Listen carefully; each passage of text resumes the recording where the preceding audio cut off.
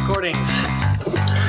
And all right. Hi everyone, thanks for joining me tonight for Conversations on Craft. With me is my absolute best friend in the whole world. Upon initial meeting, the very wonderful and very talented Mr. Bishop O'Connell. Hi, Bishop. Colin, how are you doing? Thank you for inviting me. I'm wonderful. All right, thank you so much for coming. I've given you like the bare minimum heads up about what this is all about.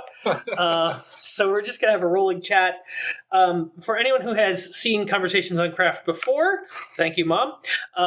This is gonna be a little different. Normally, it's pretty structured. Bishop and I have a very hard time remaining at all structured as we talk. So this will be a bit of a meandering. We're going to discovery write this one, as That's they right. say. Yeah, good. Bishop, you and I met last year at the Nebula conference in Pittsburgh. That's right. I'd say go Steelers, but I'm from Philadelphia, and you're not allowed to support the Western part. Yeah. And at the time, so you had wrapped your series, American Faerie Tale, is that correct? That's correct. Okay. The last book had come out just before. Okay, cool.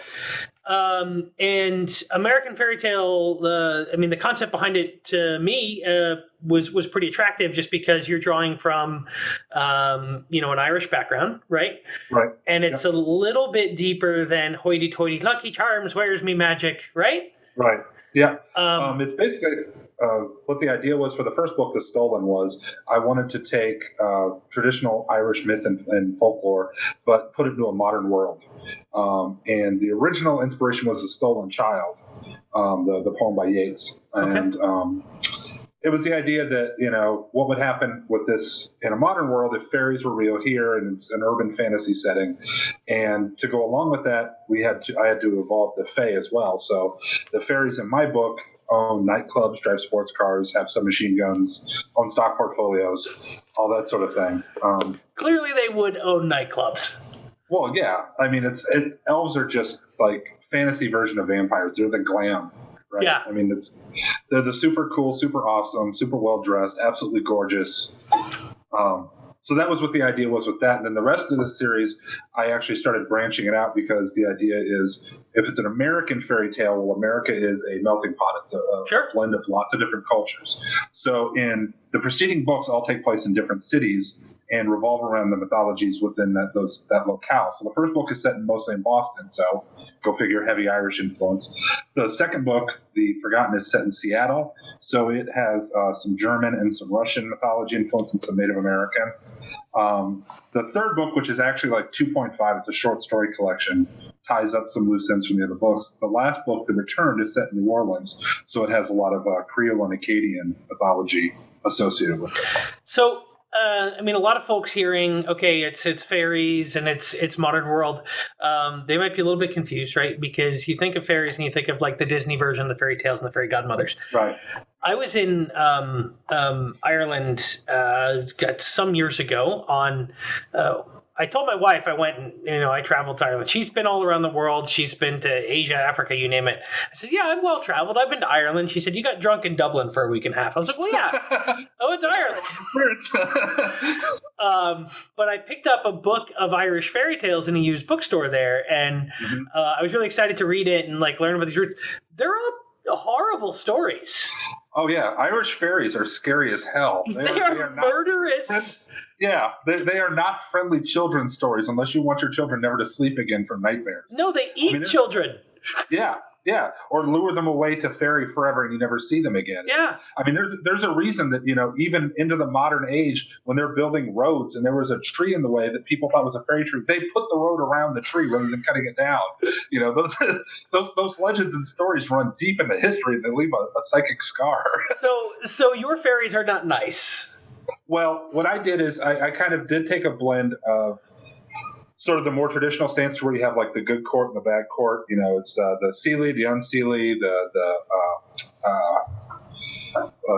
the winter court and the summer court. With mine, it was the dawn and the dusk court. Okay. But there was also a group called the Rogue Court who actually lives in our world. The other two courts live in Tiernanog. And the Rogue Court is made up of members of both courts. And they all decided to come and live on Earth and they form their own coalition there. So there are a lot of very traditional, typically terrifying fairies. One of them, the Ike, is they look like 10-year-old goth kids with all black eyes and all sharp teeth. Because to me, there's nothing more frightening than a spooky-looking child. And I wanted everybody else to share my terror. So I have, as you know, I've got 2 young kids. I've got a 3-year-old and one who's a year and a half. And one of the scariest things I've ever seen. My oldest daughter's maybe a year old, and I heard some noise in her room, and I went in. And normally, when a kid wakes up in the middle of the night, they're screaming and they're crying and they want attention immediately. Right. Every once in a while, they wake up dazed and quiet. And I walk in, and there's this 1-year-old just standing there, right at the edge, just right this, and just glassy-eyed, staring straight at me, making no sound whatsoever. And I was terrified because it's completely dark in there, and you can't see. It's a baby. You can't see the whites of their eyes. Their eyes are like this big. And so, yes, children are absolutely scarier than anything else on this earth. But it's actually one of the things I did want to play into, though, is the fairies aren't so much good or bad. I mean, fairies in and of themselves are kind of amoral. They exist by their own code of ethics and their own moralities. Right. So, well, the good fae, the Dawn Court, are typically generous and more giving and understanding. They're also the ones that are more lascivious and the ones that are more likely to tempt and seduce humans and things like that. And they're the hedonists. Whereas the Dusk Court can range anywhere from your darkly malicious, mischievous, Puck from Midsummer Night's Dream, all the way to, the utter psychopaths who just delight in terror and harm. So I wanted them to exist in that same structure as well. I didn't want to have any defined good or bad, not in typical human terms, because to me, it's always been trying to define something that isn't human with human terms is kind of setting yourself up for failure. So does that come from a reaction to other things that you've read throughout your life? Did it just, where does that come from? Well, I've always had an interest in mythology and fairy tales and that kind of thing when I was growing up, and reading into all that and just devouring any kind of fae stories I could get my hands on. But it's also I majored in philosophy in college, so I'm kind of an expert bullshit artist by trade from my college education. So the idea of challenging morality is just something that kind of appeals to my inner philosopher. So that's where I wanted to bring that in. But it's also with the first book, like I said, with the stealing of the child, if you read the poem Stolen Child, it's a beautiful sounding story that the child is being taken away, and it's to a beautiful place where there's, no troubles and no worries and no cares. And me being me and always overthinking things, my thinking was, well, what about the people that were left behind? What about the parents who have this child get stolen? How are they reacting? And can you call something good that would take a child away from its parents? Knowing the wreckage it would leave behind. Even if it didn't care, that's not something that's inherently good or charitable. It's a sense of morality. So it's that kind of thinking about things is what drove me and what shaped the way I wanted the story to go. And I wanted to screw with the main character, who's the single mother of the child who gets stolen, who, like everybody else, thinks that fairies only exist in Disney movies and kids' books. Right. Until they kidnap her daughter. And because it's a modern world and you can't tell police fairies kidnapped my kid without getting locked up somewhere, she has to go after herself, and hence the adventure unfolds. I will say also one of the most fun things. Go ahead. I'm sorry. No, I was going to say. You want a complex view of morality and good and evil. You turn to a philosophy major, and then you want an amoral kind of a person. And then I wanted to mess with the mother a little bit. That's very writerly of you. Well, and I also, even the hero in the book is not a pure hero character. I mean, early in the first drafts, when my writing career was just starting, I fell into the typical traps a lot of writers do, that, it's the good-looking, sharp guy who every time he smiles, it gleams off his teeth. And the first person who looked at it said, yeah, you've got to change that. So I went almost in the completely opposite direction. The character's name is Brendan, and he's based upon the Fianna, the warriors who served under Finn McCool. And I decided, well, maybe this is a tribe that stayed in existence, and their whole purpose is to defend humanity from fairies that are trying to manipulate them and hurt them. Well, if these people who are probably long-lived, people who live in violence their whole lives can't help but be marked and shaped by it. I mean, it's soldiers who serve several terms, I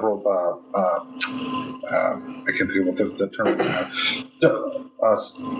Served, in war times. Yeah, several tours in war. They get shaped by it, and it has a psychological impact. Well, if you stretch that out, and it's not just 10 years, 15, 20 years, if it's 80 years, 90 years, 100 years, that shapes the way things work, and it makes you a rougher person. It makes you, more prone to violence because that's your life and that's what you're used to. Sure. So, while the person may be guided by goodness, they themselves have their own issues to deal with. So. I think it's Mike Cole who recently wrote. I don't want to ascribe this to Mike without having a reference right in front of me, but there is a writer who is gone into the fact that every hero in fantasy has to have PTSD, right? Right. Like it's not possible to go through the things that the heroes in books go through without having, long-term traumatic impact from that. Right. And it's one of the things that someone asked me a couple weeks ago if I prefer fantasy or science fiction, right? And I said it's a complicated answer because when I was younger, it was always fantasy, right? I liked sci-fi, but if I had a choice of a fantasy or sci-fi book, the sci-fi book was going to wait. I love the sense of wonder and imaginary worlds and, complex magic systems that let you kind of go, hey, wouldn't it be cool if, right? Right.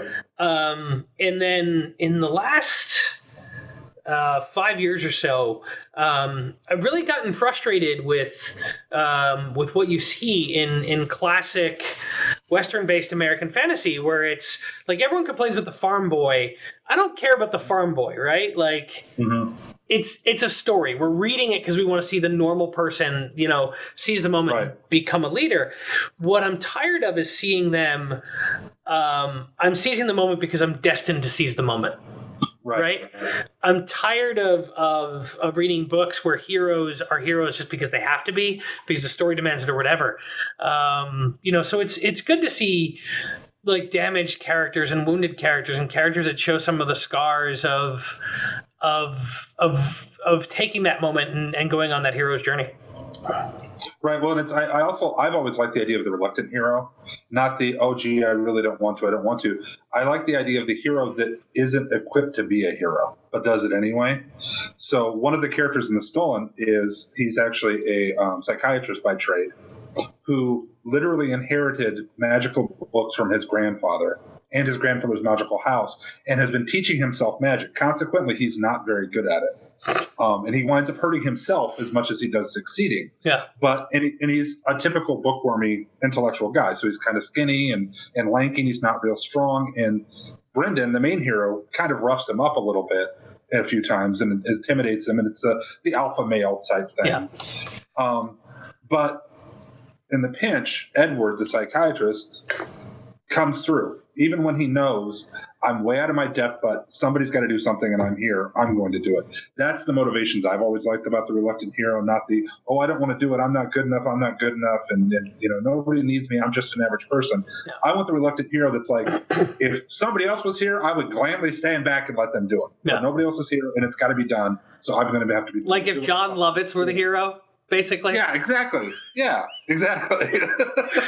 This stinks. That's a book that needs to get written. All right, if you're out there, John Lovitz as the hero, reluctantly complaining the entire way, just trying to pass off the hero's mantle to everyone he meets on his journey. I would totally read that book in a second. I absolutely would too. I hope that we can get that. So everyone get on it. Bishop, you want to write that one? I will put it in my list. We can make it a collaborative effort. We will sell 900 copies of that amazing story. That's right. No, your mom and my mom will buy one. So yes. We'll sell two. Well, my mom, I don't think has bought a single Parvis book. Oh, okay. Yeah. Well, my mom has. My mother has been great. She's bought many copies of my books. She's a supportive mother. Mine is too, but she doesn't know how the internet works, so she wouldn't know how to She knows how to text me at times when, like, the worst time to receive a text. That is my mother's magical power. Did you read Piers Anthony's Xanth books? I never could really get into Xanth. Okay. The Piers Anthony books I really got into were the Incarnations of Immortality. Which I didn't get into because I started reading Xanth books when I was like 10. Yeah. And then I just thought of Piers Anthony as like a knock-knock joke pun kind of guy. Yeah. Which broke down a little bit as I got older and I read, I think it was Again, Dangerous Visions, which was an anthology by Harlan Ellison. So there's a story in there by Piers Anthony. I never realized that Piers Anthony was one of the like young Turks of science fiction out like kicking shit up and writing like controversial stuff. And there's a story in there basically where a woman has sex with a bull. Sort of. I mean, that's more or less what happens. And I'm mortified because this is the guy who wrote the pun novels that I read when I was like 10. But anyways, so that's Weird Adventures in Science Fiction. But there's a concept in the Xanth books that everyone has one talent. They have one special talent, and it's unique, and no one else has it. My mom's just texting at the worst possible times. To close the loop on that one. So what made you want to be a writer, right? Was it all part of that philosophy education? Did it start sooner? Actually, I'm one of those annoying people. I started writing when I was in kindergarten, first grade, making up little stories. I'm sure, I obviously don't remember any of them, and I'm sure they were just horrible ripoffs of whatever Disney movie or television show I'd recently seen. Tributes. But I do, that's right. Yeah, it was an homage. But I do remember very clearly in first grade, my teacher would occasionally read them at story time. Oh, okay. And that was my first taste of a taste of celebrity. Okay. And it was also my first encounter of critical review when the kids who didn't like it would meet me out at the recess park and beat the crap out of me because they didn't like my stories, or they had a suggestion for the story I wasn't willing to take. Yeah. And hadn't asked for. That's right. But I kind of drifted out of it for a while. And when I got into junior high, I did some short stories. And like all really, really sad, pathetic teenage boys in high school, I wrote poetry. Poetry? There's a few poems I'm proud of, but most of my poems were absolutely dreadful. The ones that I seem to have narrative flair to, they were more of short prose rather than direct poetry. And when I got into college, I started writing. I got to interrupt you. I was literally telling my wife 2 nights ago that the first girl to ever dump me because I wrote her a poetic prose thing, and it was awful, and it was about finding my love, and we were in like 9th grade, and it was just absolutely the worst thing to show anybody. So I know your pain. I'm right there with you, fam. Smooth moves. Yeah. All right, so you got past that. Right. I got into college and I started focusing more on, and that was in the early 90s when I got to college. So that was when the coffee house and the spoken word craze came along. And I actually started writing some decent poetry and doing some short fiction.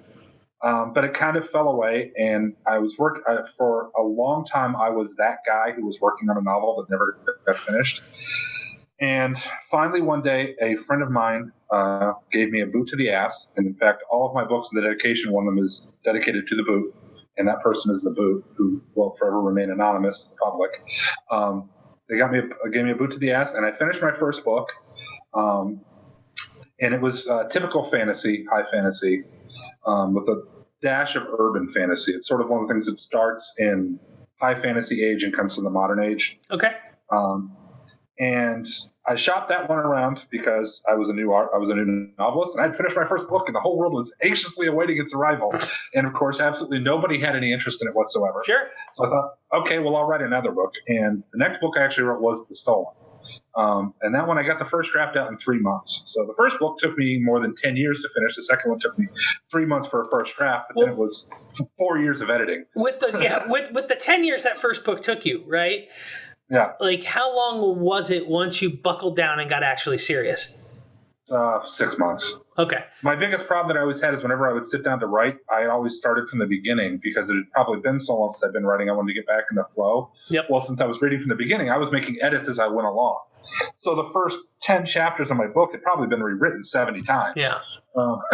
Polished, gorgeous, beautiful. That's right. Yeah, yeah. Until you look back at it now with 4 published books under my belt, and I'm like, oh, good Lord. Oh, the story is okay, but I really need to rewrite this thing. I do not write, but there was a period of time where I was like monkeying around with it, and I have a prologue that I worked on literally for a year. So I completely understand the get off it and move on. That was actually something I had to learn to adjust with, was turning off the internal editor and just writing and getting the first draft out rather than always be tweaking and polishing what I'd already written. And, I rewrite 10 pages and write 1 page. And that's just not any way to make any kind of serious progress. Yeah, it's the first draft is the rough shape of the story, right? Yeah. And the story's there, and it's so I'm a woodworker, right? So it's you cut your general lines first, and then you really narrow in on things, because if you try and get precise and exact from the beginning, you're when you screw something up, you can't recover, right? Right. And so the second book, right? So your first published book was the first book of American Faerie Tale, right. And that one you finished that one in 6 months, right? Yeah. And I thought I had something pretty special with it. It kind of felt good. I showed it around to some people who said, yeah, this is really good. And I shopped it around and it didn't get picked up. And I decided that this one, I decided to take it seriously about becoming a writer. Mm-hmm. So I actually hired some freelance editors. And one of the first freelance editors I got, I believe, was kicked out of the Marine Corps for being too rough as a drill sergeant. And at one point, I didn't even know that was possible. Oh, yeah. I mean, he was a good editor, but oh my God, I would read his notes and his comments, and I would literally have to get up and walk away from the computer for a little while to calm down. Sure. Before writing a scathing letter back telling him how ridiculous he was being. But I actually mentioned him one time. It's like, hey, can you help me by pointing out some of the things I'm doing right? Yeah. Rather than just marking up everything I'm doing wrong. And his response was, you're paying me good money, and it's not to blow sunshine up your ass. It's to make your book better. And I was like, okay, well, I can't really argue with that. So thanks. But that consequently has helped me learn to take bad reviews in stride. It definitely toughened my skin for that. But yeah, I spent the next 3 years or so polishing that one up. I had a few manuscript requests from agents, and all of those gave me the dreaded, I just don't love it enough. Yep.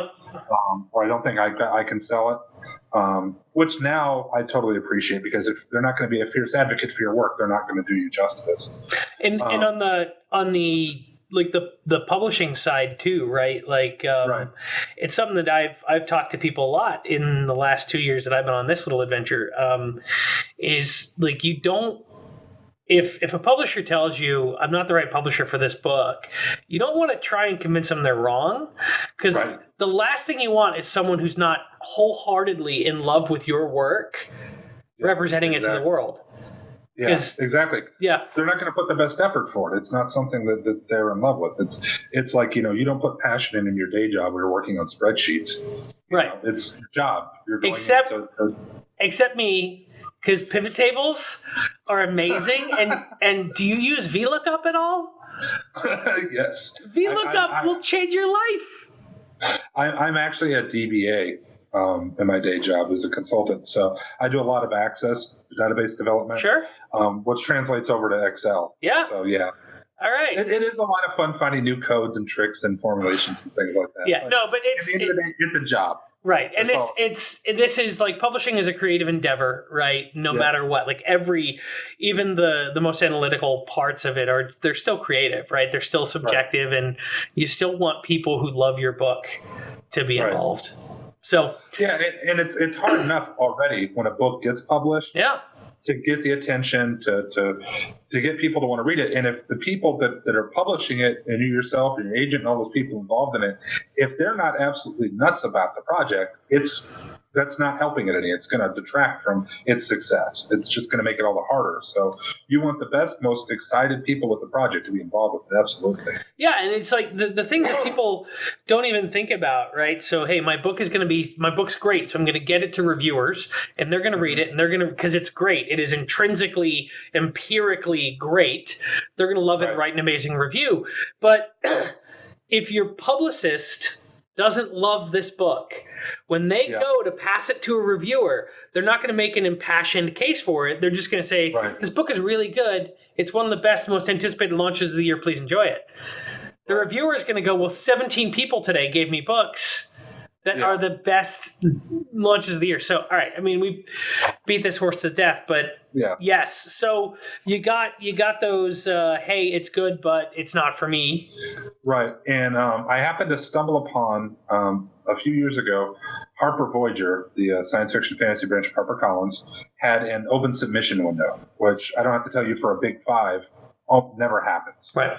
And it was specifically for authors without agents. And the idea was they were going to be launching a new digital first imprint. And they were looking for new authors to showcase this, to debut it and roll it out. And the window was open for 2 weeks. They were looking for 12 authors, and it was going to be split between Harper, US, UK, and Australia. And the idea was that they would do it, and I think it was September, October, they had the window. And the idea was they were going to start doing it the next year and start rolling these authors out. Well, 5,000 people submitted. And Harper just did not prepare for that level of submission, which that's not anything against them. It's just they underestimated what the response would be. Sure. So then they posted up and said, okay, this may take us a little longer, but we'll be in contact with everybody. And time passed, and they would occasionally post updates saying, hey, we're still working on it. We expect to have another update here, or we're going to be done here. In the meantime, you had completely given up on being an author. Right, exactly. Yeah. And at one point they changed. They were originally just going to notify the people who won, and the other people just would never get anything. Yeah, sure. And they said because of the amount of response they got, they were going to respond to everybody. And it would be obviously an ongoing process as they weeded people out, those people who notified they were out of the running. And it went on and on and on. And to bury the lead, it was 18 months it took them. During that time frame, that is brutal. During that time frame, I of course went through the neuroses of absolutely sure I had missed the rejection letter in my spam folder. Yeah.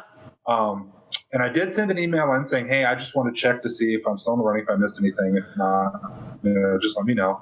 And I never heard anything back. So I actually started researching, doing self-publishing, but I was actually going to set up my own imprint. Yeah. So I was going to look into, hiring printers, distributors, all that kind of thing, and just setting up my own small little print house. And then out of the blue in November of, this would be 2013, I sent another email and said, I was going to give it one last chance and say, hey, I hadn't heard anything. And I got an email back in less than 12 hours saying, yes, you're still in the running. Please be patient. Word will be coming soon. I was like, holy crap. Okay. Yeah. That January, I got an email saying, and it was so funny because I got the email on my phone, and the preview text was the first two lines of the email. Yeah. So I pick it up and I see it's from Harper. And my heart starts racing, and the first two lines are, Dear Mr. O'Connell, we are pleased to offer you. And obviously, I lost my shit. Doing a happy dance around, showing everybody the phone, freaking out. This is fantastic. And oh, my God, this is great. And that actually I was one of the 12. And the Stolen actually launched the Harper Voyager Impulse line. Oh, that's awesome. So it was the first book out of their new digital first imprint. So that actually helped with the sales because obviously people have been following this. Also, I kind of messed up. Being new to the whole thing, when I got notification, people had been posting on forums and stuff saying, hey, has anybody heard anything? What's going on? And people were announcing, I got my rejection letter. So people are keeping tallies of anybody had heard anything. Yeah. So when I found this out, I was like, nobody had said they got an offer yet. So I was like, I'm going to let everybody know I got one so they know that they're coming out. So I posted on the comments of one of the updates that they put on the Harper blog and said, hey, I just got my offer letter. Oh, my God, this is great.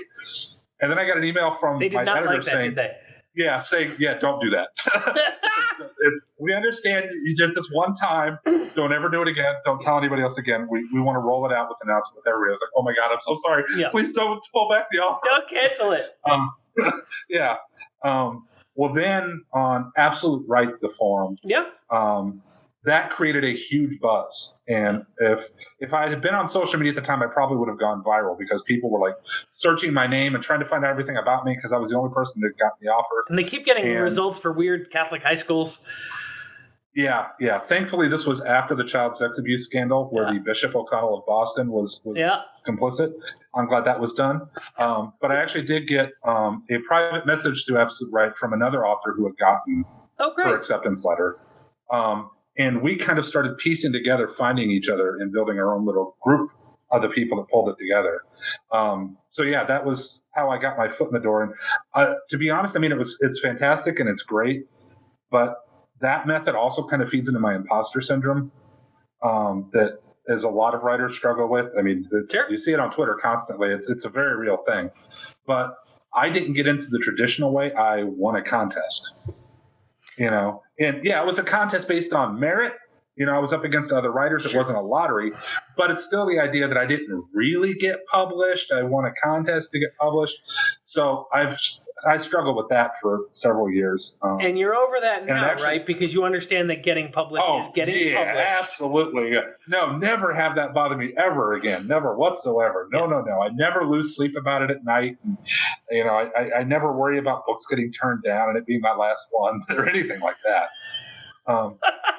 Although one of the coolest things that Harper did do is the first convention I went to was actually New York Comic Con. And Harper invited those of us who were going to attend to the Harper offices in New York before the convention. And it was, mimosas and bagels and all that stuff. And Neil Gaiman was in the offices for an appointment. I didn't meet him, but he walked about 20 feet away and I turned into a 4-year-old seeing Superman. It is a big deal. I totally fanboyed. It was, and the other people in the room were like, I'm so glad you did that because it made me feel better when we got to the con and I started doing it. But at that meeting, I actually met Richard Kadri. Yeah. And he was so nice to me. He just kind of talked to me and I didn't know anybody, so he was always keeping me company and he was giving me advice and talking about it. He's like, he said, that whole thing where you're worried about, is this book going to be the last book you write? He said, everybody goes through that. He said, it happens with me with every book. I'm sure this one's going to bomb and this is the end of my writing career and I'm never going to be able to write another one. I won't even be able to get another one out of the book. So don't even worry about it. And that's advice that has stayed with me for a long time. That is somebody who's a New York Times bestseller struggles with that. It's both comforting in the fact of knowing that even the big name pros. And it sucks because you're never going to get rid of it. Exactly. Yep. Exactly. It's always going to be there. Yeah. So So, when I started Parvis, right, it was January of 2016 we launched, right? So it's now March of 2018. So a little over 2 years. For a while there, we put out a first submission call on Reddit and we found a couple of books there and that was great. But I went to the Chicago Nebula Conference as my first kind of step into the, I've got to get into the publishing world. I've got to find established authors who are going to blurb this thing. I've got to find, start networking. And I'm an incredibly confident person, but I was very worried about, am I going to go there and spend all this time and money and energy and just stand in the back of these rooms for 5 days? Because I knew literally nobody at all. Mm-hmm. And I was going to run into people whose books I've been reading, the entirety of my life. And am I just going to be a drooling idiot? And I mean, I am a drooling idiot. So that was just inescapable. But I got to tell you, man, everyone I have met in this industry so far has been really welcoming and open and anybody that, if you don't approach them as a fan, but you just approach them as a person, anybody will have a chat with you, and it's easy to find folks who've been through the same things you have. Oh yeah, it's that actually to me it's really cool getting to meet authors on the level of being a colleague rather than just a fan. But without exception, every author I've met has been just super cool and really nice and friendly and welcoming and incredibly patient and just great. And it's the only one I've ever really fanboyed at. It took me as John Scalzi. Yeah. I've met him a couple of times in person, and the first couple of times I made a complete total ass out of myself. But he's a decent enough guy to laugh and see the humor in it. Because he had actually he let me get my books on his big idea on his blog, which really helped me a good sales boost when they came out. And part of the submission process for the big idea is you send him a copy of the book. And I was in the Chicago area, and he was doing a reading for Lock-In. And I was like, I want to go to that reading. It'd be great to finally get to meet him in person. And I brought him a signed copy of the book. So I was like, it'd be a nice little gesture. And if nothing else, he'll take it and hand it off to somebody. But it's the idea. So I waited at the end of the line of people getting signed, so I wouldn't eat up anybody else's time. And I get up there, and I was like, "Hey, John, I said I brought this for you." I said, "I'm Bishop. Will you talk to mine?" He's like, "Yeah, it's your name's on the book." And I was like, "Oh."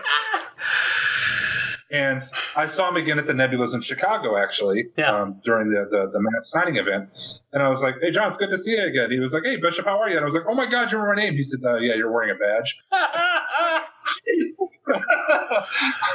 So, but generally speaking, like, I'm a huge Dresden Files fan. Yeah. And the one super, I think, author brag I can do is I did C2E2 one year, and I found out Jim Butcher was going to be there, and he was actually going to be signing at the same table I was signing at right after me. So I emailed my editor, and I said, "Hey, do you think it would be inappropriate if I emailed him and said, 'Hey, I'm doing something after you. Do you mind if I stick around for a little bit? I'm a big fan. I'd love to get to meet you and talk to you for a minute.'" And the editor said, "Oh, actually, I know the publicist who's doing that for him. I'll get in touch with her and I'll arrange and get it all set up." So my people got in touch with his people. Yeah, people. Yeah, that's right. And I actually got to hang out with him for a few minutes, and he is one of the most down-to-earth, friendly guys I've ever met, too. It's just, you're absolutely right. I mean, authors, as a general rule, are, with some obvious notable exceptions. Sure. You don't have to troll Twitter very long to find them. But they are, the vast majority of them, just incredibly kind, understanding, friendly people. My meeting your idol embarrassment moment was, so a couple of years ago, I started going back and reading through a lot of the sci-fi classics that I hadn't. So that kind of started changing what Amazon's algorithm presented me as books. So it presented me The Forever War by Joe Haldeman. And the ebook, I believe, was relatively recently issued. So it had new cover art, and it looked like a modern military science fiction book. And I read it and I loved it. And the book amazed me. And it was so pertinent to what was going on in Iraq and Afghanistan and the modern stuff that we were struggling with. And I finished it and I was like, this book is amazing. This guy is going to have a great career. He can really write. And then I learned a little while later, it turns out he did. And I said this to him. I met him at the Nebulas, and I told him, and I read your book, and I thought, this guy's gonna do really well, and then I just kind of trailed off because to me that's the punchline of the joke, and Joe's just staring at me holding his drink, and his wife goes, "Yep, worked out okay." So Gail Haldeman is a hero. She saved me from utter embarrassment, at which point I said, "Yep, nice to meet you," and I slunk off. So all part of the deal, though, right? Yeah, but so hey, if you're paying attention to this and you're a writer and you're coming up to a conference, feel free, just approach people, say hi when it's appropriate. Not in the bathroom. Don't do that. Yeah. Or, don't interrupt if they're in the middle of a conversation with other people. You can just wait for an opportunity to say hi, because generally speaking, authors love meeting fans. I know I've actually gotten lucky enough to get a few fan emails. I did meet one fan in person, and it was really, really bizarre because she was absolutely freaking out about meeting me and getting me to sign my book. And it just blew me away because I'm nobody. Who the hell knows who I am? But just meeting somebody who actually likes your book and that you kind of connected with is one of the coolest things. So don't ever feel like you can't approach them and they're untouchable. Authors are probably the most down-to-earth celebrities, if you want to call them celebrities, that you'll ever come across. And by all means, if you have a means, send them a fan email. Let them know that you like their book and then it means something to you. That makes a person's day. Yeah, like one thing, reviews are great. So all right, so we're gonna do a little like, business thing here, right? If you really love a book, you love an author, take a minute and review their book, because that's how the machines that decide what books get sold today decide what books get sold. Right. So review it, even if it's just one line that says "really like this book." Yeah, anything. Just one thing that you liked, and absolutely send an author an email or a note on Twitter or whatever. Just let them know that you enjoyed their book, because and I'll tell you, our authors, they work their tails off. They write some great books, and they just don't get enough contact from fans, right? I mean, it helps on the bad days, right? Oh yeah, absolutely. And it's as much as the good news. You hold on to that. The bad reviews tend to stick. Those are the ones you tend to remember in the most vivid detail. So getting those good reviews or getting those fan emails really do make a nice break in the darkness that is an author's existence. So if somebody wants to give you a nice break from the darkness and they want to start reading American Faerie Tale, right? Available from Harper Voyager. They're going to head over to their favorite local bookseller, or if they don't have one, then to Amazon if they must. Right. I also actually, in Richmond, I work with the Fountain Bookstore, who's a local independent bookstore, and they keep copies of my books on hand and keep them signed. And they do ship anywhere in the world. So if you want to support a good local indie bookstore, which is a really great thing to do, good karma, you can get over to the Fountain Bookstore through the webpage or give them a call, and they'll be happy to send you out some signed copies. And if you let them know, I'll even get them personalized when I stop in. Great. So the Fountain Bookstore in Richmond, Virginia. And if they don't remember that, they can visit your website, which is aquietpint.com. That's right. And then from there, get links to purchase all of their Bishop O'Connell swag. You have to have swag. That's right. Good. Oh, yeah. Perfect. I actually have commissioned artwork for my stories. My second book involved a teenage homeless girl named Wraith who does magic through quantum mechanics. And I commissioned an artist to do a character drawing of her. And I didn't find out after the fact the artist actually does work for Marvel. Oh, yeah. So it came out absolutely awesome. But you can see the artwork on my blog. But I do postcards that I usually include on the books when they get sent out. So you can actually get a little postcard print of Wraith. All right, so you can get your Bishop O'Connell swag, aquietpint.com. Go ahead and read American Faerie Tale. And Bishop, thank you so much for spending your time with me this evening. Oh, yeah. No, thank you, Colin. It was great to be here. Always fun to chat with you. And I think I didn't screw this video up. I think. So we'll find out later, right? But here's hoping. Yeah, for now I think we're good. Irish. If we did screw this up, by the way, I'm going to, if the whole thing is wrong, it's going to get posted up completely wrong, followed by a real one. I'm going to make you do this again.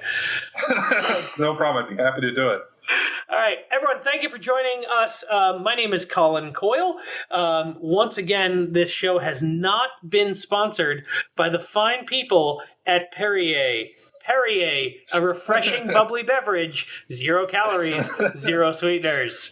Not sponsored, but if you want to start sending me some free water, this stuff is not cheap.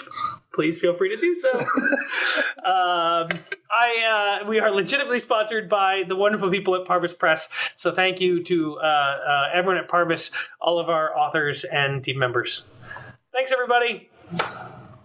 Bye. Bye. Guitars. There's a guitar, and that's going to play. And nice. It's really loud. So you're just going to hear mumbling from me in the background of the guitar.